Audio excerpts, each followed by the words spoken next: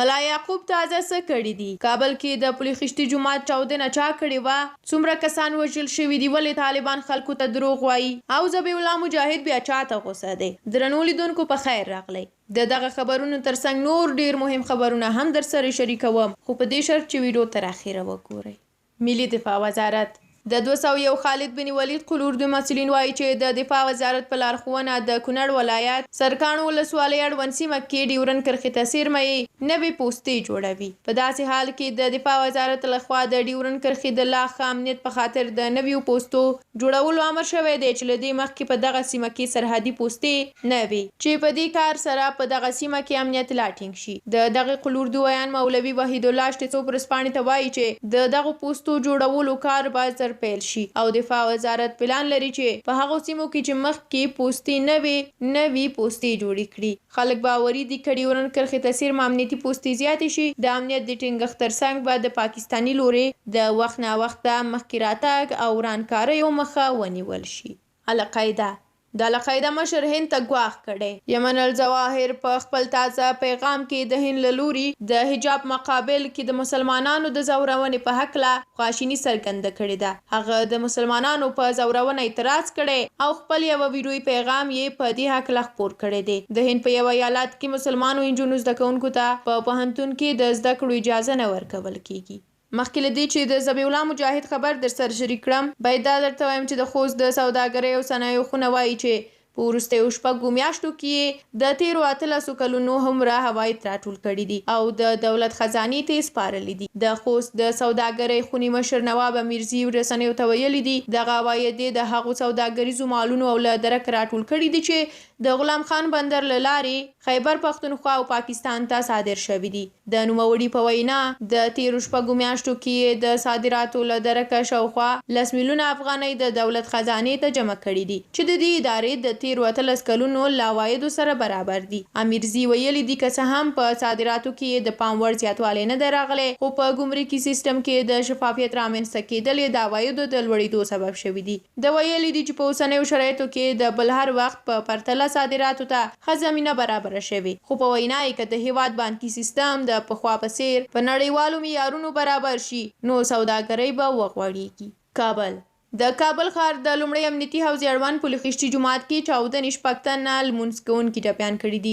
دغه چاودنه د چهارشنبې په ورځ اپریل 6 د ماسپښین د لمانځه پر مهال رامنځته شوې ده. د طالبانو حکومت د کورنیو چارو وزارت د یاد خبر په تایید سره ویلي یو کس په پل خشتي جومات کې پر لمونځ کوونکو لاسي بم غورځولی دی. د کورنیو چارو وزارت په دغه چاودنه کې د 6 کسانو ټپي کېدل تایید کړي او زیاته کړې ده چې د پیښې پر مهال یې یو مشکوک کس نیولی دی. په همدې حال په کابل کې د ایمرجنسي روغتون په خپل ټویټر پاڼه باندې لیکلي دي چې په کابل کې د چاودنې له ځایه دغه روغتون ته 11 ټپیان وروړل شوي دي. یاد روغتون ویلي دي 4 ټپیان تر درملنې وروسته رخصت شوي او نور بستر شوي دي. بلخوا یو شمېر عیني شاهدانو د دغه چاودنې د قربانیانو شمېر تر هغه زیات ښیي کوم چې د طالبانو د کورنیو چارو وزارت لخوا اعلان شوی دی. په ټولنیزو رسنیو کې په خپرو شویو ویډیوګانو کې لیدل کېږي چې یو شمېر ټپي کسان د خلکو لخوا څخه په لاسي کراچیو کې روغتونونو ته انتقالیږي.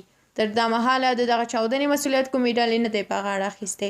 دا باید ووایم چې د تېرې یکشنبې په ورځ پل خشتي جومات ته څیرمه د اثارو د تبادلې لوی مرکز سرای شهزاده کې هم د لاسي بم له چاودنې امله 50 کسان ټپیان او 1 تن ووژل شو. د طالبانو د کورنیو چارو وزارت هم مهاله وویل یو کس چې غوښتل یې له صرافانو څخه پیسې غلا کړي په شهزاده سرای کې لاسي بم غورځولی و.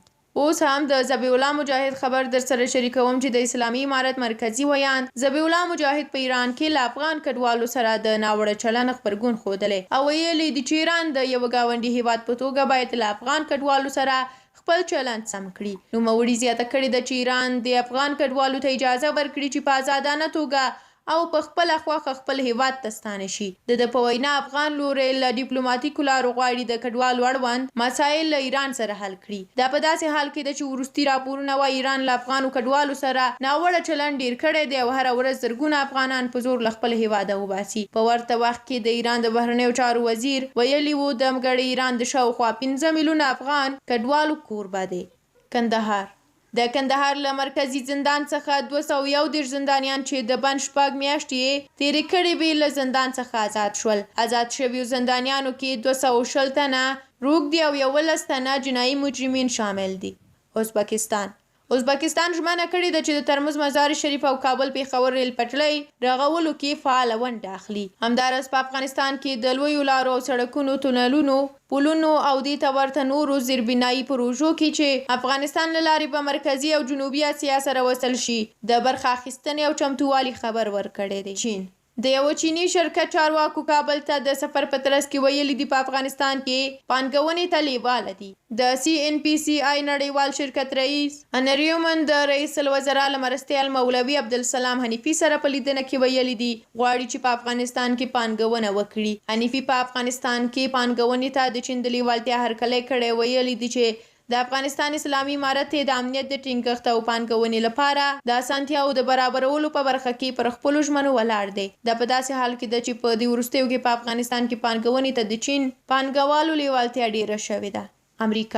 امریکا وایي که د افغانستان نوی حکومت د رسمیت په لټه کې وي نو باید د نړیوالې ټولنې غوښتنې ومني. د بشري حقونو او میرمنو په چارو کې د افغانستان لپاره د امریکا ځانګړي استازي رینا اميري په خپله تازه مرکه کې ویلي دي د ښوونځیو په تړاو د نوي حکومت پریکړې ټوله نړۍ حیرانه کړې ده.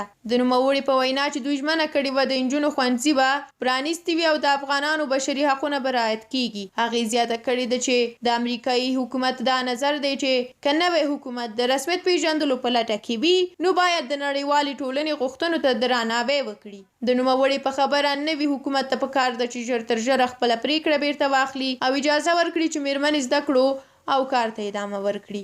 شمالي کوریا د شمالي کوریا د رهبر کیم جنګ اون خور کیم یو یونګ د سې شنبې په ورځ ویلي دي چې که چیرته جنوبي کوریا پر شمالي کوریا باندې برید وکړي هیواد به د اټومي وسلو په کارولو کې زړه نازړه نشي.